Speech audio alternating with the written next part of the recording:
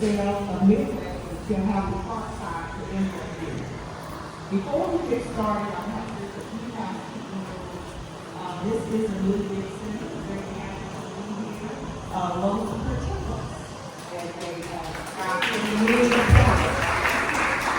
So I have this space in Knoxville, to my right are the restrooms, and then we also have 2 coolers full of water if you need that as well. So we're going to start, some of you may have noticed or heard the rumor mill spread fast in the community that our councilwoman Gwen McKenzie is a little under the weather, but she was committed to being here and she is here. So she's going to give a few brief words of a welcome before we get into some additional information. Thank you.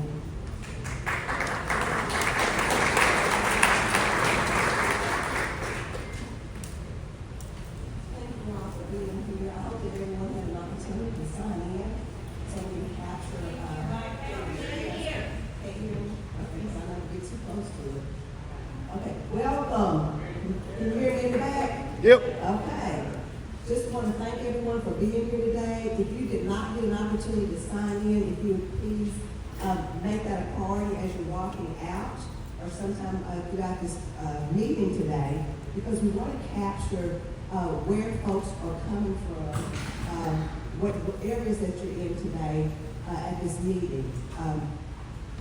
Want to thank Tanisha Bishop-Baker for facilitating, and so today we're going to be having a conversation around Chilhowee Park and the Midway. I want to thank everyone that has made phone calls, sent emails, sent texts, and especially those who showed up at the meeting on Tuesday. But specifically, anybody who's in the room who I had a conversation with on Saturday, by knocking on the door, getting the flyer, and sitting on the porch having a conversation about this project.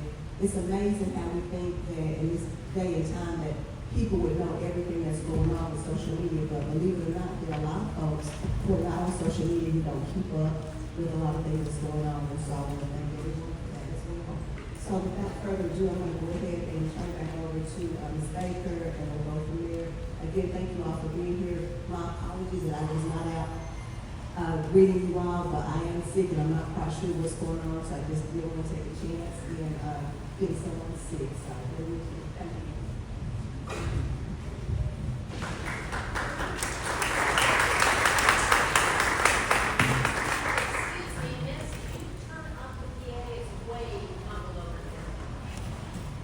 What I can do is use my teacher voice. I'm not sure how to work the system, but can you all hear me okay? Yes. Is that good? All right. Got you. All right, well, I won't need any notes from here. So we are going to have a Q&A portion of our session this afternoon or this evening. If you did not get a chance to write down your question, there is still time to do that. And so if you would hold up our bucket there, and if you hold up your question, someone will come and get it if you didn't get a chance already to put it in the bucket. One of the things that I'm convinced of is that the best opinion is an informed opinion. So we're going to start by providing information from the parties involved to maybe clear up any questions and provide some clarity as to what led us here today. To start off, and we always like to do this, I'm going to invite Reverend Renee Kessler, President and CEO of the Beck Cultural Exchange Center, to provide some context and history of Chilhowee Park and the Midway side in MLK. Thank you.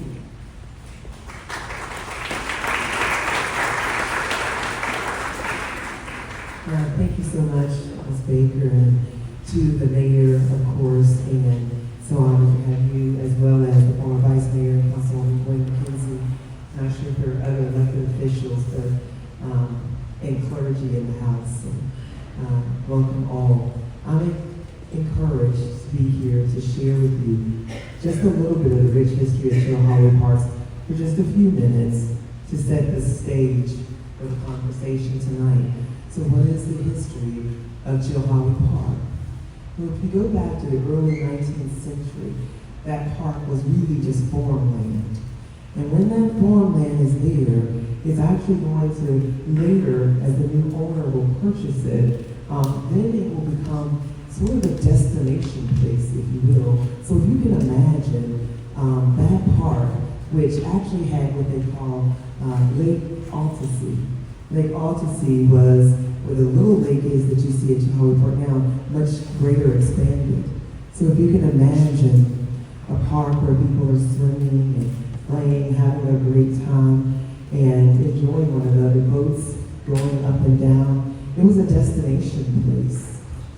However, it was not a place for old people.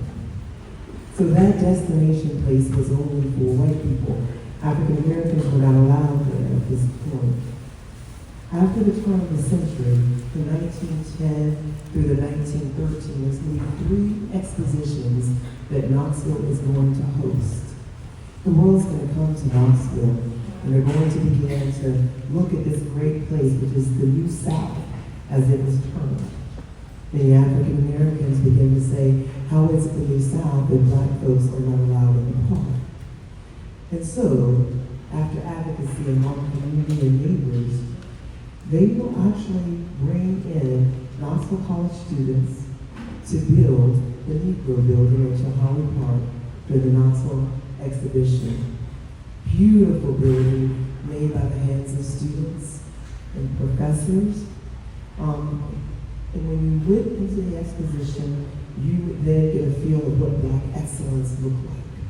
And so it was art, it was culture, it was agriculture, it was industry, all of those things. Well, after the expositions happened, we went back to business as usual, and African Americans were no longer allowed in Chilhowee Park again. Fast forward now to about 1920s. Park's going to change hands, and as it does, we're going to now begin to have these fairs, fairground. The East Tennessee Division Fair will now be at Chilhowee Park in about the 1920s. But once again, someone was missing. African Americans were not allowed in Chilhowee Park at the fair. About 1927, it will then decide, as people, African Americans, begin to advocate to be able to enjoy Chilhowee Park, they will actually advocate for a colored fair at Chilhowee Park. That fair will be there. In addition, beginning in 1927 all the way to 1954, they will also go to that park one day a year.